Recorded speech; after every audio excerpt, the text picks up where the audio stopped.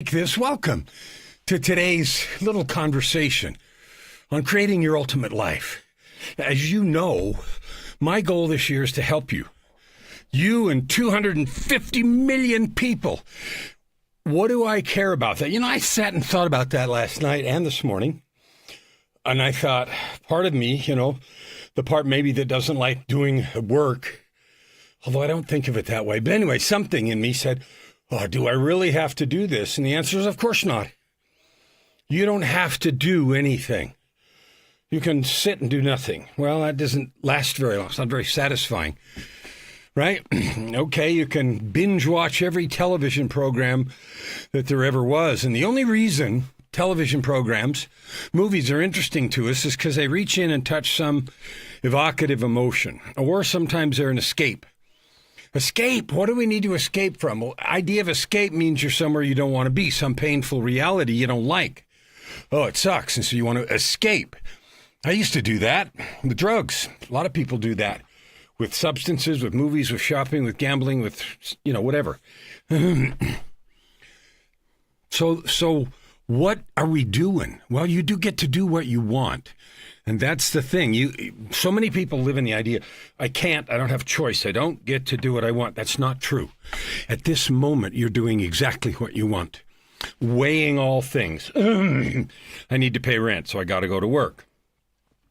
What if you said, I get to pay rent, so I love to go to work?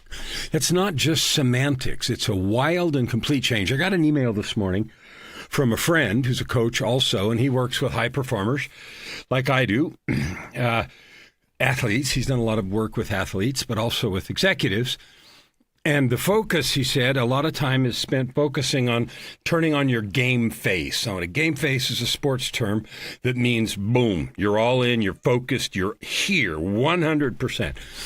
And I recognize that feeling because in one of the positions I used to have, actually two of the positions,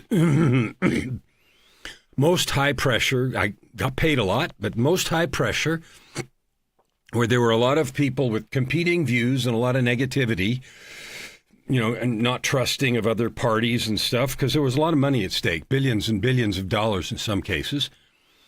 And I had to run those meetings, and not just run them in terms of facilitate angry discussion, but I had to get to an outcome and get some agreement and move forward. And so I had a game face. And a game face wasn't a way that I looked or a way that I sounded, but it was total and absolute focus and clarity of purpose. Now, you don't have to have that. You can live without clarity of purpose. You can live just getting by day to day if you want to. And sometimes we confuse the thought of being in the moment, present, fully present, with having no goals. It's not true at all. You have goals, whether you've articulated them or not. Maybe the goal is just to get through today or get through this difficult situation. Maybe there's a nagging yearning of I need to get more clients if you're a coach or a salesman of any kind, saleswoman, a salesperson. I need to get more clients. I need more money. Oh, or maybe you've got a struggle, health struggle. Oh, I got to get past this. You have goals, whether you articulate them or not. What is your relationship to the goal? Do you dread it? Do you hate it? Or do you love it? Do you lean into it? Do you feel it every day? A goal is a living, touching thing. You can get into it and taste it and have it be part of your life. And you can feel the nuances and energy of the goal change, where the resistances are and where the pricklies are and where the easy parts are and where the parts you like and the parts you think you don't like. And you know what? It's all a story. It's a beautiful and wonderful story. It's called the story of your life. Now, I have a song that'll be out one of these days soon. It's done already. It's on Spotify. It's called I'm Still Me. I'm Still Me. And it's not today, tomorrow, sometime in the next 3 or 4 days. And if you've been watching, I've been putting songs out every day now for a little bit, just 2 or 3 days. And I'm going to keep trying to do that every day. And I say try because it takes a lot of editing and work. And so I might skip a day now and then. But anyway, I'm Still Me's coming. And you know what the first verse says? The story of my life is in the blood and tears upon the wall. Now, that's just a visual representation of the story of my life and your life is written in what we've done, I called it blood and tears because that's where the struggles usually are, and I've had a lot of that in my life, and maybe you have too. So what's the point? Well, the point is to make conscious choices because you're doing what you want. Whether you believe it or not, or whether you admit it or not, you are. You're doing exactly what you want right now.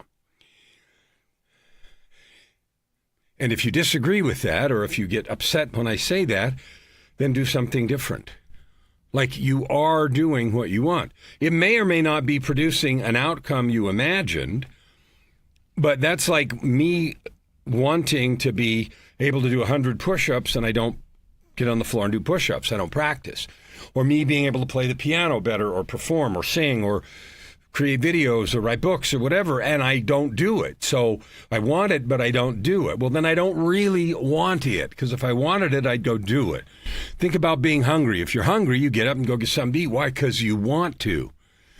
So if you take all the energy you spend fighting with truth and reality and transmute it or change it or redirect it into getting what you want by doing what is required, we spend so much effort and energy trying to get what we want some back way. The term hacking has become so popular, like, okay, I've got to find a hack. A hack. Well, there's nothing wrong with finding the best way to accomplish something. And if that's a hack, then yay, long live the hacks. But what we often mean is I want to find a shortcut that's not so hard, that's easy, that makes it me not have to try as much, and it's just the royal road to geometry. There isn't one.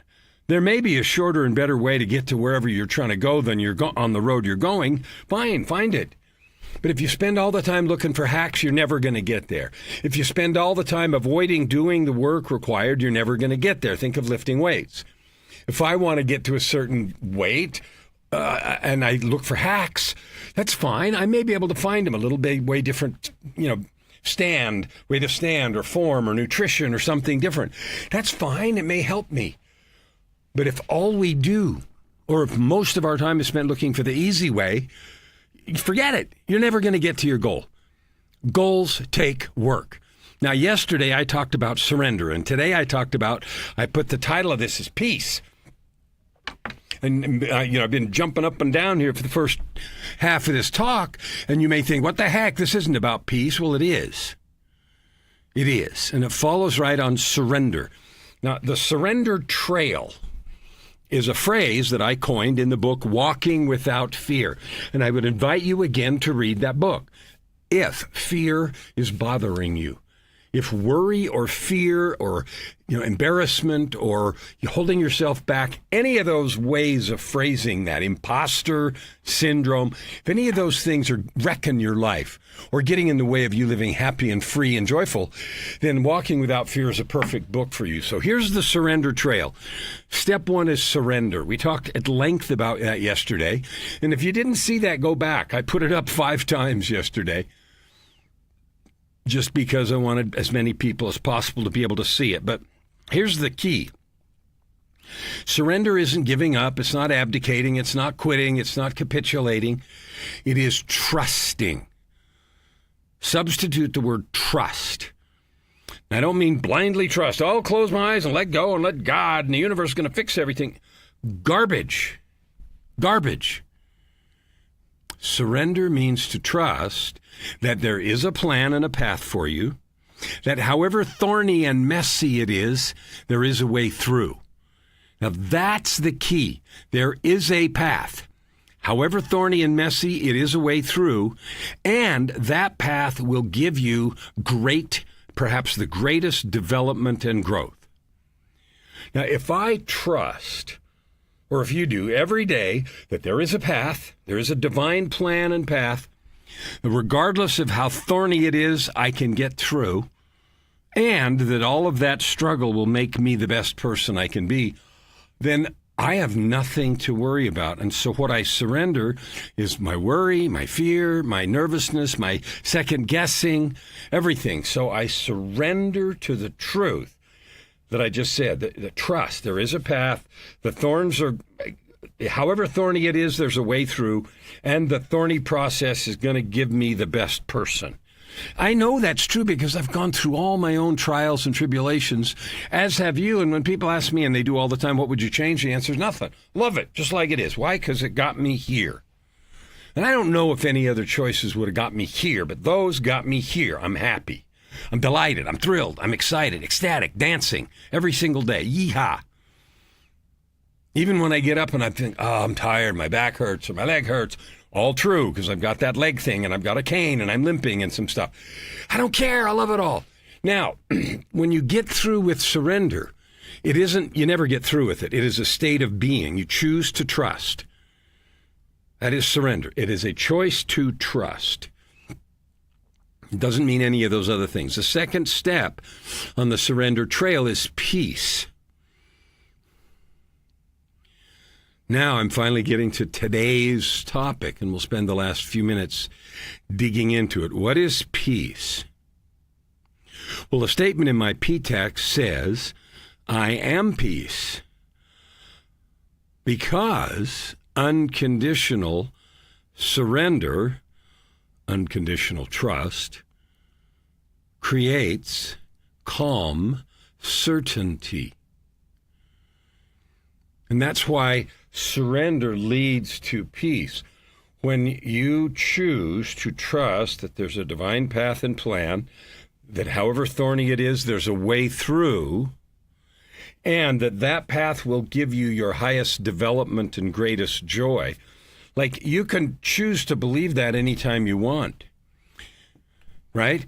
It is our second guessing, our arguing with reality, our thinking, well, maybe there's another way, or maybe I did it wrong, or why did God do thus and such, or why did they, whoever they is, do thus and such. All of that energy is a total and absolute waste of time. Unconditional surrender, unconditional trust, those three things, right? There is a path. However thorny there's a plan. And however thorny the way is, there's a way through. And that thorny path will get you the most results, including cash, if that's what you're worried about. You'll have enough. Purpose, prosperity, and joy, you'll have that. When you know that, then a great peace settles over your soul. Because there's nothing to worry about. All of that churning and worry. Am I on the right path? How come this is so hard? I'll never get through it. It's going to break me and destroy me. What would happen if you eliminated all that? If you knew there was a plan and a path and you were on it? And if you knew absolutely that all the thorns and pitfalls and nonsense, that there was still a way through? And if you knew that all that stuff is going to result in your not only highest development, but your greatest joy. I want you to think about that. What would you do differently? Well, I can't tell you, but I know what I'd do differently and what I do differently. When I know that this path that I'm on, however thorny and messy, there's a way through, and it's going to create my best, highest development and greatest joy, well, then I'm all in every day. Even if I have to climb over broken glass and thistles and everything else, and this great big stained glass window behind me breaks and I'm stumbling around in the shards. Even with that, and I use that graphic imagery because sometimes life feels like that. Money doesn't work. Partners don't work. Things you thought were going to work out don't. Bust stuff busts, and you're all broken. And it's like, why? And you doubt yourself and God and the universe and friends and partners and everything else. If you knew. Now, one of the things I talked about in the book of Context and in Walking Without Fear is, what does it mean to know something? Well, you know something when you choose to believe it. It's really simple. Because you can see something demonstrated before your eyes and not believe it. And you can believe stuff you haven't seen. Now think about that. Knowing something is a choice to believe. That's it. I don't care if you've seen it or not. Knowing something is a choice to believe. Now, surrender means trust that there is a plan and a path, that all the thorns, no matter what they are pitfalls and struggles. There's a way through, and that this path is your highest development. When you choose to trust that, then peace follows. Peace of mind, peace of heart, peace of I'm just moving forward no matter what it looks like. Living in a place of peace all the time is possible, it's available, and it's how I help my clients and the people I work with create awesome things.